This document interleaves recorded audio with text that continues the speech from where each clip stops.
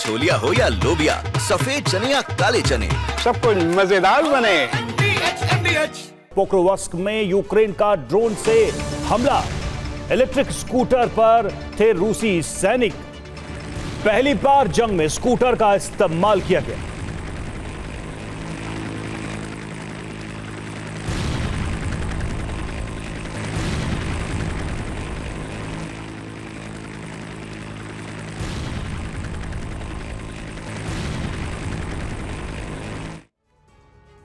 युद्ध विराम को लेकर ट्रंप की तमाम कोशिशें विफल होती दिख रही हैं। वार्ता के तीसरे चरण को लेकर अभी तक कोई हलचल नहीं है।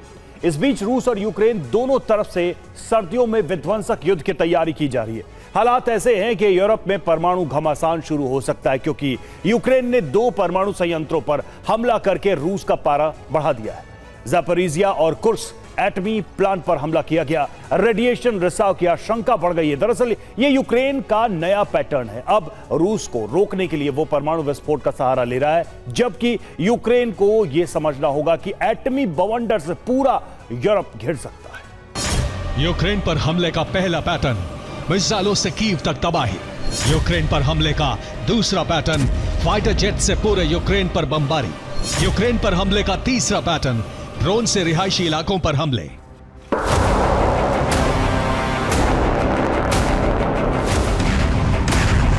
अभी रूस इन 3 पैटर्न से यूक्रेन में तबाही मचा रहा है। इसके अलावा जमीन पर उसके टैंक, आर्मर्ड व्हीकल और सैनिक लगातार आगे बढ़ रहे हैं।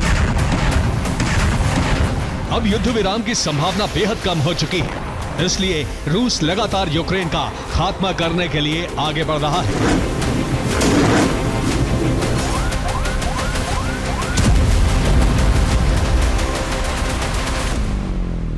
रूस की आक्रामक तेवर देखते हुए कीव में कोहराम मच गया है। ज़ेलेंस्की ने नेटो देशों से मदद की गुहार लगाई है। अब नेटो ने ब्लूप्रिंट बनाया है, जिससे रूस को फिलहाल आगे बढ़ने से रोका जा सके। रूस के एनर्जी सेक्टर को यूक्रेन टारगेट कर रहा है। इसके अलावा क्रीमिया की घेराबंदी की जा रही है, जिससे रूस का फोकस क्रीमिया और एनर्जी सेक्टर पर फिक्स हो जाए। लेकिन इतना काफी नहीं है, इसलिए ब्रिटेन ने ज़ेलेंस्की को एक खुफिया प्लान बना कर दिया है, जिसमें रूस के न्यूक्लियर ठिकानों पर हमले के लिए कहा गया है।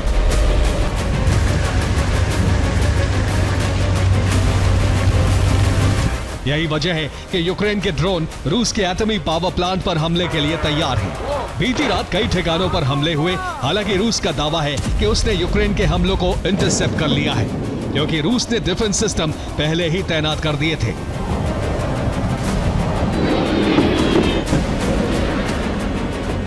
अलास्का वॉशिंगटन वार्ता विफल होने का मतलब है युद्ध का दूसरा चरण आरंभ होना। एक दिन पहले यूक्रेन के स्वतंत्रता दिवस पर रूस ने ताबड़तोड़ हमले किए। इसके बाद भी नॉन स्टॉप हमले किए जा रहे हैं। डोनेट्स्क से लेकर बूचा तक ड्रोन दागे जा रहे हैं। लेकिन सबसे बड़ा खतरा ज़ापोरिजिया और कुर्स्क न्यूक्लियर पावर प्लांट को लेकर है। जहां यूक्रेन ने हमले किए, वहां रेडियो एक्टिव रिसाव होने की खबर है। रूस की न्यूक एक्सपर्ट टीम कुर्स्क और ज़ापोरिजिया में रेडियो एक्टिव रिसाव की जांच में जुटी है। यूक्रेन के न्यूक्लियर पावर प्लांट पर हमले से रेडियो एक्टिव रिसाव का खतरा बढ़ गया है, जिससे एटमी तबाही का अंदेशा बढ़ गया है। आशंका है ज़ापोरिजिया न्यूक्लियर पावर प्लांट पर अगर बड़ा हमला हुआ तो रिसाव कई स्तर पर होगा। 50 किलोमीटर तक सीवियर जोन रहेगा, जिसमें आने वाले लोग तुरंत मारे जा सकते हैं, जबकि इससे आगे 150 किलोमीटर तक मॉडरेट जोन होगा, जिसमें कुछ देर बाद रेडिएशन पहुंचेगा तो वो लोग गंभीर रूप से बीमार हो सकते हैं। इसके आगे माइल्ड जोन होगा, जिसका दायरा 300 किलोमीटर तक हो सकता है। इसमें आने वाले लोगों पर भी असर होगा, जिसका असर काफी वक्त तक हो सकता है। तीनों जोन में 5 लाख से ज्यादा लोगों पर सीधा प्रभाव पड़ेगा, सीधा असर पड़ेगा, जबकि इसी तरह का हमला कुर्स्क पर भी किया गया है। ज़ापोरिजिया कुर्स्क से दूरी 521 किलोमीटर है, लेकिन तबाही का दायरा 1000 किलोमीटर तक हो सकता है, यानी यूरोप के कई देश इसमें आ सकते हैं। कुर्स्क न्यूक्लियर प्लांट में हमले से रिसाव हुआ तो सीवियर जोन 30 किलोमीटर का हो सकता है, जिसमें आने वाले लोग तुरंत मारे जा सकते हैं। इसके आगे मॉडरेट जोन 120 किलोमीटर तक हो सकता है, जिसमें आने वाले लोगों पर भी असर होगा, जबकि माइल्ड जोन का दायरा 250 किलोमीटर तक होगा। तीनों जोन में रेडिएशन 3 लाख लोगों के लिए सीधा खतरा बन सकता है। एक बार फिर कुर्स्क में भीषण जंग शुरू हो गई है।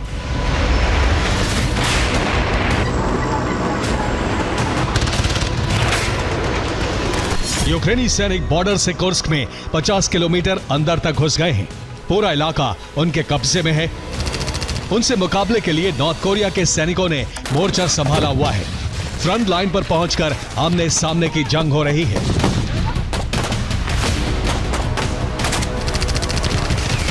इससे बौखलाए यूक्रेन ने कुर्स्क एटमी प्लांट पर ड्रोन स्ट्राइक की। ठीक उसी वक्त ज़ेपोरिज़िया परमाणु प्लांट पर भी हमला किया, जो अभी रूस के कब्जे में है। कुर्स्क में एटमी प्लांट का प्रोडक्शन 50% कम हुआ है, जबकि ज़ेपोरिज़िया में भी रिसाव शुरू हो गया। अब एटमी तबाही का खतरा 2 गुना हो गया है। इन दोनों न्यूक्लियर प्लांट पर हमले का मतलब है रूस समेत पूरे उत्तरी और पूर्वी यूरोप पर रेडियो एक्टिव विकिरण का खतरा मंडरा रहा है। इस बीच यूक्रेन मिसाइलों से हमले ना करे, इसलिए अमेरिका ने रूसी धरती पर उसकी मिसाइलों के इस्तेमाल को बैन कर दिया है। इस बीच यूक्रेन ने दावा किया है कि अब रूसी धरती पर हो रहे सभी हमलों में यूक्रेनी हथियारों का इस्तेमाल किया जा रहा है। हमने हथियारों का प्रोडक्शन कई गुना बढ़ा दिया है। यूक्रेन की इतनी बड़ी तैयारी से क्रेमलिन भी सोच में पड़ गया है। अब कहा जा रहा है कि यूक्रेन की मदद यूरोपीय देश कर रहे हैं, जो रणनीति भी बना रहे हैं और बारूद भी भेज रहे हैं।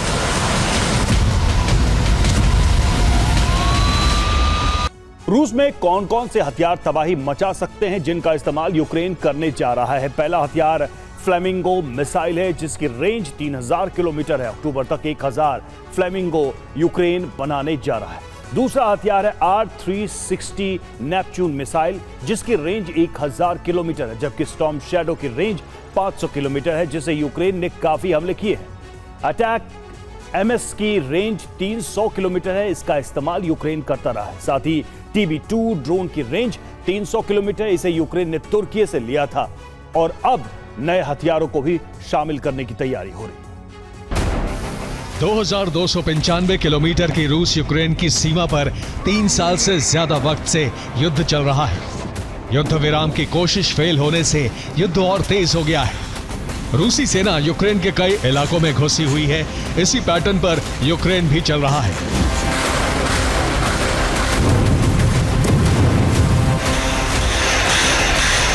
कुर्स्क और बेलगोरोद उसके टारगेट पर हैं।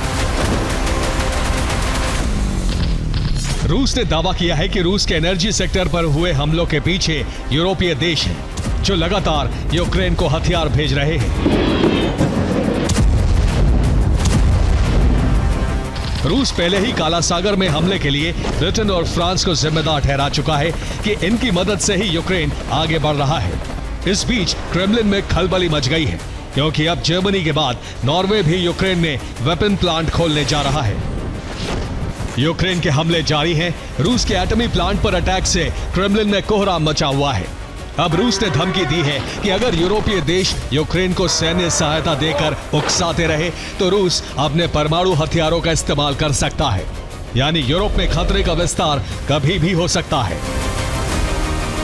Bureau report, TV9 Bharatvarsh.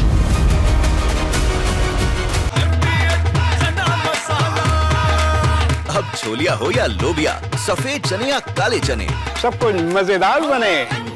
MDH